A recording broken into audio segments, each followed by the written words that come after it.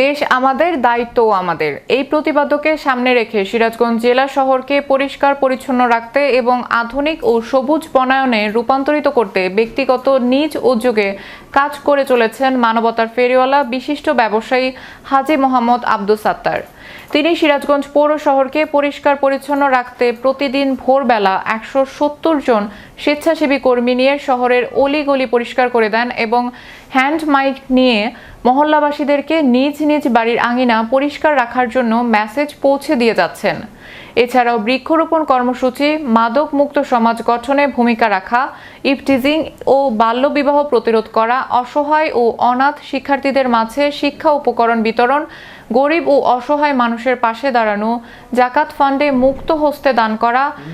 এছাড়াও বৃক্ষরোপণ কর্মসূচি, মাদক মুক্ত সমাজ গঠনে ভূমিকা রাখা, ইফটিজিং ও বাল্যবিবাহ প্রতিরোধ করা, অসহায় ও অনাথ শিক্ষার্থীদের মাঝে শিক্ষা উপকরণ বিতরণ, গরিব ও অসহায় মানুষের পাশে দাঁড়ানো, জাকাত ফান্ডে মুক্ত হস্তে দান করা,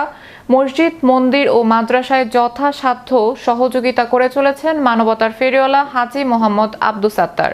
তার এই মহতি কাজে উদ্বুদ্ধ হয়ে দেশের বিভিন্ন জেলায় হাজী আব্দুস সাত্তার ফাউন্ডেশন এর আদলে পরিষ্কার পরিচ্ছন্ন এবং মানবিক কাজের প্রচলন শুরু হয়েছে।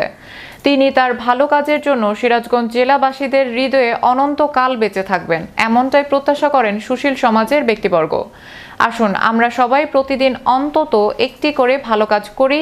সুখী সমৃদ্ধ বাংলাদেশ গড়তে ভূমিকা রাখি।